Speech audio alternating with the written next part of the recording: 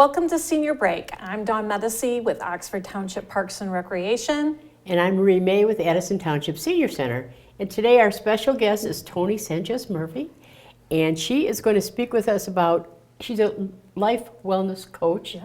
Also, well, you can give your titles, Toni. I'm a psychologist, limited license psychologist. I've been in the field now over 45 years. School psychologist with Pontiac for 42 years, and a clinical psychologist, LLP, for 45. Wow, I'm glad you did that. But today we're going to talk about all different things, and one of the things is aging well, anxiety with seniors. So what is the worst part of the anxiety? What are most seniors feeling now? It's winter. So I'm thinking that there might be something. Cold is always an issue. I mean, aging is inevitable, but staying young, that's optional. And how we deal with the things that worry us, that's what we're talking about. Okay. Because all of us have anxiety. Anxiety in itself helps us stay awake, alert, going forward, active, okay? However, when it gets to the point where we start worrying so much that we're pulling in, then it's not healthy. Then it's time to talk to somebody and kind of relieve yourself of that, because life is meaningful and what we do matters. Right. So is that how you get rid of it? Or Well, can you, I mean, do you have to talk to somebody, or can you just say to yourself, I'm not going to worry anymore? Would that help? That never works. No. Just telling yourself to stop doing something, that's really hard. I mean, we know that with alcoholics, they don't stop either. No, I mean, there are many aspects to dealing with anxiety. Obviously, one of the things is making sure your body is in good shape. And so making sure you're exercising 3 days a week at least for 20 minutes, making sure you're eating healthy, making sure you're sleeping enough, 6 to 7 to 8 hours if possible, because that allows your body to relax, reheal. What I find, it's hard to stay motivated, especially like a morning like today. I'm somebody that likes to work out 5 days a week. Last week and this week, I've maybe gone out 3 times and worked out. And on the other 2 days, I just was not motivated. The weather, I think, really is taking a toll on me right now. And it's so hard for me to get out of that funk, to be and get motivated to get up in the morning and go Forgive yourself. As long as you're out at least 3 times a week for 20 minutes, that's okay. Okay. So don't be so hard on myself. Don't be so hard on yourself. Yeah, that's good to hear, because I felt the same way the last couple of weeks. So maybe the weather has something. I mean, that's the only thing that's different for me in my life right now, is that the weather has been so rough this winter. And it's been scary. The ice storms, the snow on top of it, black ice. We can fall. Right. We can break something. We don't want to do that. No, not at all. So finding, places inside to walk or stretch, anything is good. Okay. So you're saying that the exercising helps your mind? Exercising keeps you distracted about something else. So strengthening your body allows you to feel in control. Feeling in control is one of the ways we deal with anxiety. So while you're doing your reps or stretches or whatever, you're thinking about, counting or stretching. How long do I have to do whatever this? it is you're doing. Or your form, So or you're whatever. thinking about something else. That's why people can read and walk the treadmill. Right. Or, read from their phone and, walk the bicycle or whatever. It allows you to distract and think about something else. So exercise is a way not only to take care of your body, but it also allows you to recenter your mind about other things. Sure. So, dealing with the emotional issues is real, especially in the morning and especially at night. Waking up and feeling helpless or scared or worried about what the day's going to be like, that's awful. That's an awful way to start the day. You don't want to get out of bed. No. I want to just stay here. That's exactly it. I just want to stay in bed until I absolutely have to get up to get ready to get myself ready for work and head into work in the morning. So one thing that you can do is run through, okay, what positive things have happened in your life, either the day before, the week before, the month before, or your lifetime, to remind yourself to be show gratitude for the successes that have occurred. I mean, we all have dealt with challenges, failures, problems, errors, we're human. Right. But at the same time, we're successful, we're alive. We're fairly healthy, Right. We're going forward, and that's what's important, to remind yourself that you matter. Come on now, Toni, get out of bed, right. Take your shower, Yeah. You'll feel better, get dressed, come on, you can do this, it's gonna be a good day, come on. Sometimes, I know it sounds like we're being cheerleaders for our own life. We need to be. But we need to be. Right. Right. And then at the end of the day, it's really important also, go through your day. What have I done today that I accomplished? And okay, so maybe it's, I got up out of bed, I took a shower, I got dressed. I went out and shoveled the snow off the driveway. Or I got rid of the trash, or I got rid of the newspapers, or I decluttered the closet. It doesn't have to be momentous, but go through what you did that day that make you feel like, yes, okay, Because I did that. Right, your significant other or a coworker, they're not going to be cheering you on throughout the day. So why not be your own cheerleader? Yeah, I was just going to say that's a good saying. Yeah. Be Why your not? own cheerleader. Yeah. Yeah. Be your own motivational coach. Right. Get out of bed. Come on. Right. It's going to be a good day, and you can make it one. But it's important at the end of the day to remind yourself of what you did, of what you were successful at, of what worked. Try to stay away from what still hasn't been accomplished, Right. what still hasn't been resolved, because there's still tomorrow. Right. And the sun will come up again Tomorrow. Yeah, yeah. Start all over then. So Right. dealing with our, emotional aspects is real. One of the important things is socialization. You talked about that. Staying connected with friends. Oh my God, that's so important. One of the most important factors in longevity, social connectedness. Of all the research studies that they've done on what are the factors that make people live a long time, longevity is social connection and meaningful activities. Those two things are the best predictors of how long you're going to live. Obviously not in an accident or something, but Sure. so staying connected means you're talking to people, you're going out and doing things, you're active in social things that you feel good about. Right. And feeling good about them makes you feel you matter. Right. Or maybe even gives you that sense of purpose. Gives you exactly. Yeah. All right, well, we have to take a break, and when we come back, I would love to talk a little bit more about just all of these different aspects that help either reduce or help or to help us feel better about ourselves and how to, I guess, work through that anxiety. Good information. Yeah. Really So- good information. Okay. We'll be right back.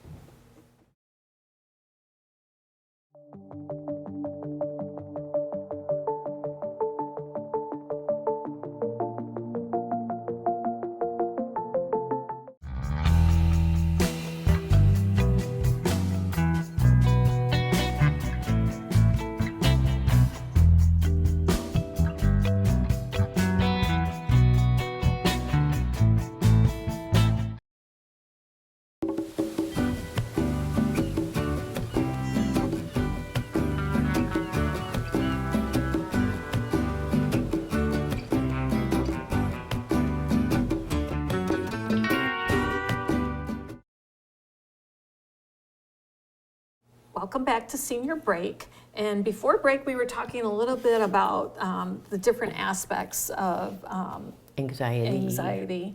And you shared some good thoughts on how to move forward How to and cope with it. and to cope with it.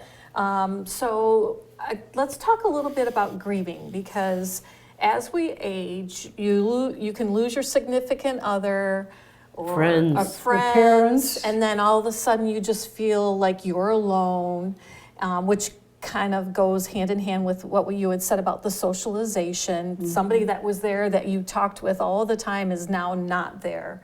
And it's hard because you find yourself feeling not motivated and just can't, sad, maybe feel sorry for yourself, maybe a little bit. Guilty, maybe. Guilty, right. So, for somebody that has some unresolved feelings or... Is that what brings on anxiety, unresolved? Well, lots of things bring on anxiety. The biggest issue are things that we can't control, things that we're not sure is going to happen, the unknown.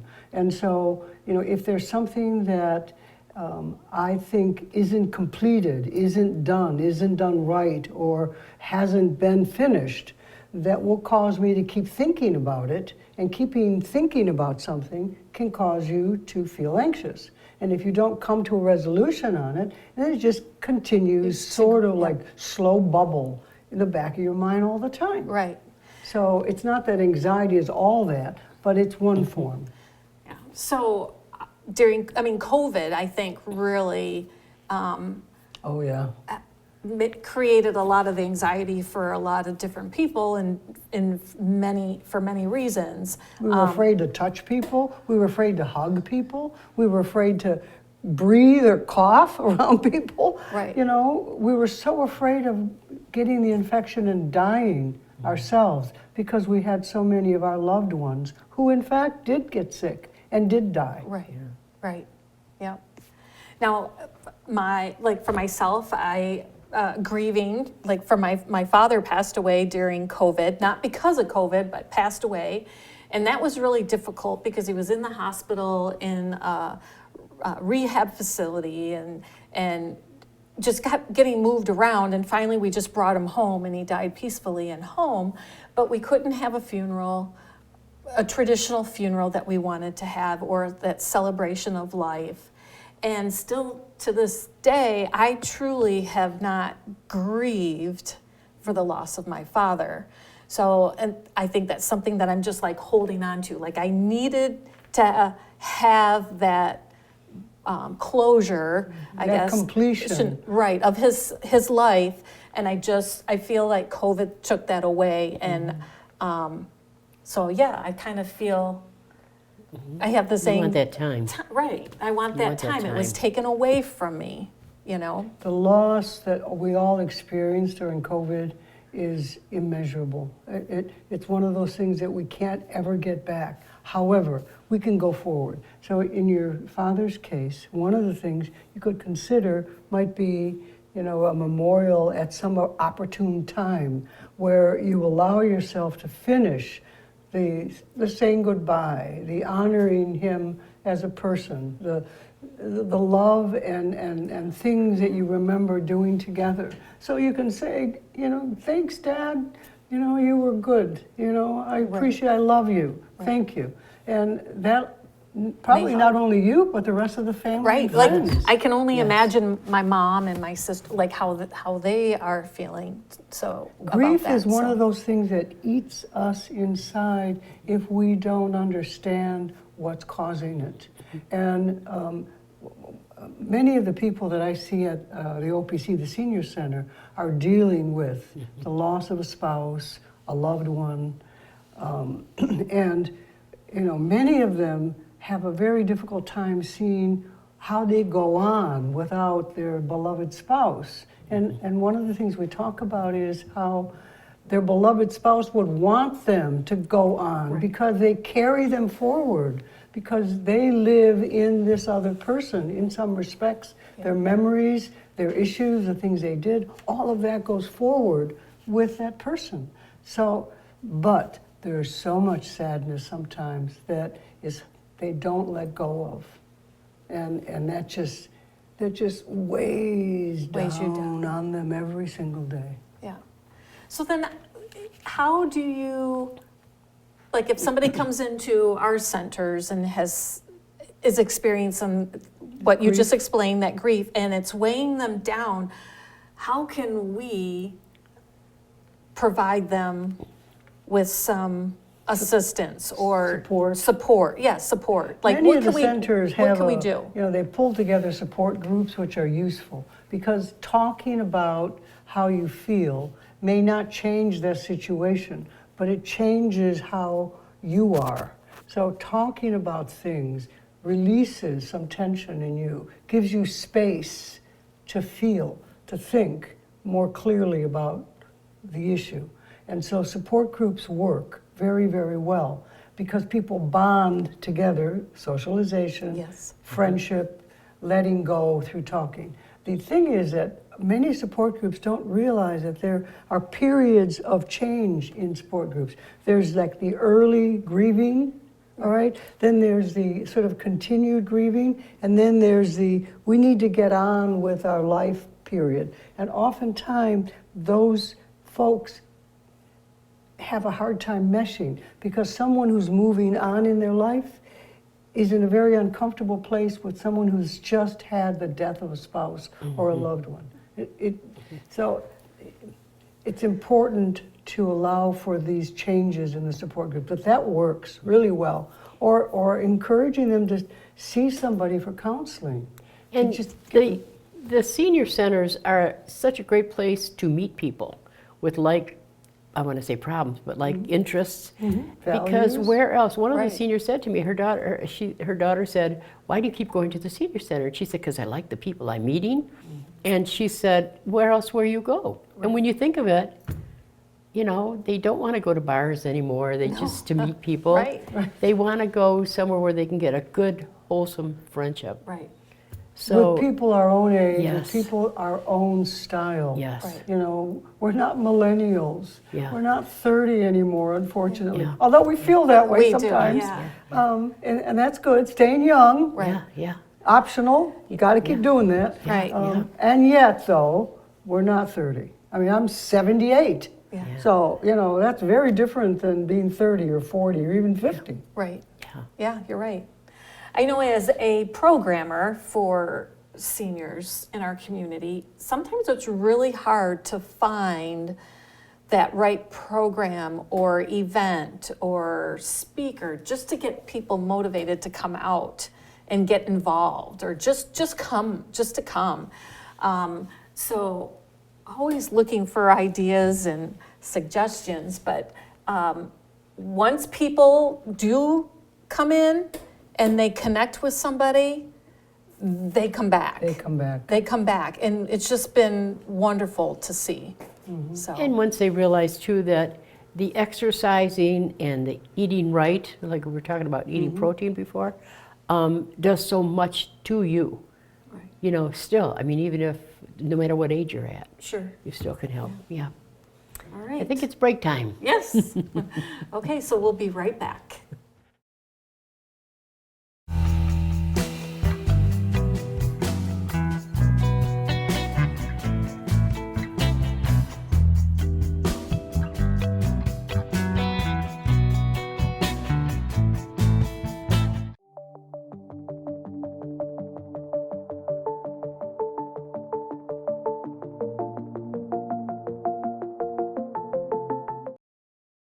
Hi, I'm Peyton Manning, and I'm partnering with the American Red Cross this year to tackle blood shortages. Giving blood's important because every 2 seconds, someone actually needs blood, and unfortunately, only like 3% of the U.S. population donates. So we have to step up to give and to make sure there's plenty of blood available for those in need. Visit redcrossblood.org to get in the game and make an appointment to give.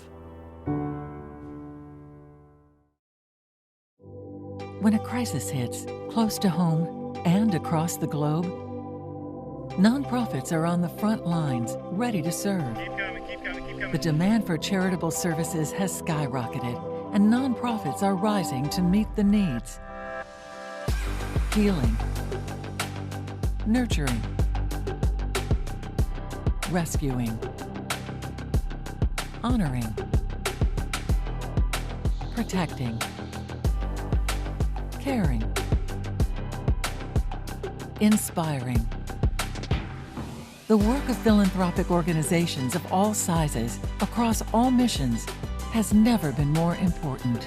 And it's donors and volunteers like you who make all this possible. Thank you.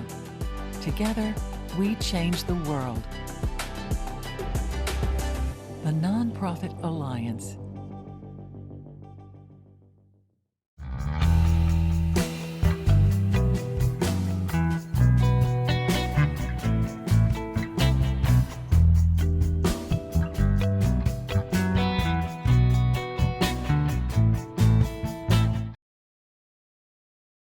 So before break, I was saying that as a programmer for our Parks and Recreation for our community, that trying to find those right programs to get people to come in and get involved. So sometimes we will look at other communities and see what they're offering.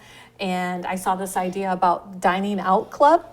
So last summer, I started the dining out club where I find a local restaurant in town, I make a reservation, and I get people to RSVP, and then they go dine at a restaurant in our community. So when we first started, we had maybe a handful of people, and now we're anywhere between 15 to 30 people, depending upon maybe the location. And what's really great about it is there's a lot of people that I've not met or have not seen in our center before, but have liked this program because they can go out and be social. They have lost a loved one and like to eat out, but don't want to go and dine by themselves. And this is a good way for them to get out and have a meal and be around people and have some And socialization. be part of a group. And be a part of something, company, right. the Yeah, company. Yeah, right. yeah. So that has been really good. really Good idea. successful. Great So, idea. I love it. Yeah, it's been nice. So That's I good. hope it continues to grow I as the think word so. gets I mean, out. people love coming together to eat. It's a form of social communion that we've all shared, whether it's with family or friends. So your idea is a great one. It'll pull people out of isolation. It makes them feel part of a larger group. It's something to look forward to, too. Yes, yes. That's such a biggie. Well, and maybe for some that aren't cooking well-prepared meals at home or just aren't eating all of the things that they need to eat or have cut back on what they're eating. Maybe when they go out and they're socializing, they're actually eating more, yeah. right? Yes. And getting those nutrients that they need. One of the things I hear from many of the people that have lost a spouse is that they don't like just cooking for themselves. Right. That it's not any fun. That it's how much portions you make. And then what do you eat? Do you eat that all week long? Does that get a little boring? Right. But that's a big issue. Yeah. Yeah. So the idea of going out, and then most times, because American restaurants tend to give us so much, we usually have enough to take home for the next day. Right, you do. That's true. Yeah, portions, yeah, so, which has been really good. So, all right, what else would you like to share with us? What else can you tell us or share with us about getting through maybe just a basic day? Well, going back to your thing about the grieving, the most important thing is to first allow yourself to know that that's what you're feeling. All right? I mean, it can be sadness. Most time, grieving isn't just sadness. It's sadness, and then there's another layer of sometimes guilt that we didn't do enough, that we should have been there at the end, that we had that argument that didn't get resolved, that we didn't tell them how much we loved them at the time. There's this layer of things that we wish we had done or not done. Right. Then there's sometimes anger. Okay? How dare you die on me? Right. I mean, now I got to deal with the trash, the bills, IRS, your taxes all by myself, and it's scary. I don't want to do this. Right. So there's oftentimes those pieces. They're all usually combined together, and each of them can be talked through, because obviously the person must continue going on and must deal with these things one by one. Most of us have people we can turn to, resources, family, tax consultants. We all have that, and so it's just we forget. Sure. So that's why it takes a while when you start going. You need to go another week or a couple days, however long. Right. Because you have to talk about each layer Yes. and deal with work it and through figure that. it out. Yeah. And it's hard getting into them sometimes. Generally, when I see people for counseling or life coaching, we start with whatever the biggest issue is that's facing them. Oftentimes, that is the immediate sadness of being alone, Sure. of not knowing how to handle this or that, or the problems of the internment or whatever. All right. Then after that, one starts dealing with the other issues of, I wish I had, or if only I did, and why didn't I follow through on, Right. and that, allowing that through, all of us are human. None of us get it all right the first time. No. You know? Because there's some couples that have somebody on hospice, or that would be hard too, because they're still here, but you're alone. But not here, at home. exactly. Right. Oftentimes they're in a coma, oftentimes they can't respond, and it's so hard watching them deteriorate. However, what I find is people who have had their beloveds die slowly through hospice can deal with that better than someone that just, boom, had a I heart agree, attack yeah. immediately. Shock. I would shock agree is with that. harder. Because Yeah. it's, Yes. they had an opportunity to come to grips with the process of letting Yes, go, yes. Yeah, of I knowing that agree. this person is slowly Right. passing on, as opposed to an abrupt change. Right. That's very, very hard. Yeah. Yes. I have to say with my dad's, it was hospice, and actually it was a beautiful thing. It really was beautiful, and I'm happy that I was able to be a part of that. And like you said, not it being so abrupt. So, Abrupt. yeah. So, being a life wellness coach, you spend some time out at the OPC, which is the Older Persons Commission out in Rochester. If people want to connect with you, how would they get in contact with you? Well, I can only see people that are members of OPC. Okay. Because it's a very low fee. I charge, or there's a charge of $25. That's for an hour or 50-some minutes of a person-to-person with me. Okay. And we call it life coaching because we're not taking insurance. It's totally private pay, but it's very, very low fee. Sure. Thereby, the first contact would be being part of either a resident of Oakland Township or Rochester Hills, or a member of OPC. Right, okay. And so you first contact the Senior Resources Department at OPC for the first meeting with me. And then after that, all the sessions are booked with me. Gotcha. So Okay. I now see people twice a week, starting at 9 in the morning, on the hour, all the way through to 4 o'clock on Tuesdays and on Thursdays. Okay. And it's a mixture. 1/3 of the people are dealing with the death of a spouse or a beloved. 1/3 are dealing with putting their beloved into a facility of some sort, or dealing with a hospice, or dealing with the transitions that are necessary in doing that. And then 1/3 are dealing with family conflicts. Sure. Stuff that's always been there between their spouse, between their adult kids, between their grandkids, within themselves, Right. that they've never resolved. Sizing down is a big issue too. Right. To try to. There's probably so many, there's so Yes. many issues There's that you, so many. or so many Yes, yes. things that people need support in. Yes. Yeah, so, well, this is some really great information. Thank you so much, Toni, Thank for you, Toni. joining us today and sharing I want about, to plug in though, Oh. we all wear many hats. The other hat I wear to keep people and seniors alive and happy is the Miss Senior Michigan pageant. I'm Yes. president of that organization. We're still looking for contestants for our July pageant. Okay. It's July 23rd. If you're interested, go to our website, missseniormichigan.org. Look at us, look at my photo, read about us. You have to be 60 and a woman and a resident of this state, this beautiful And water it's wonderland. fun. And there you meet a lot of nice people And then too. you meet a whole lot of nice people, Yeah, right. and you have activities that are meaningful to you, and you represent this great state of Michigan. Okay. great. Yeah, All right, well, nice. thanks again, Toni, Thank you, Toni. and we'll see you next time. See you, bye.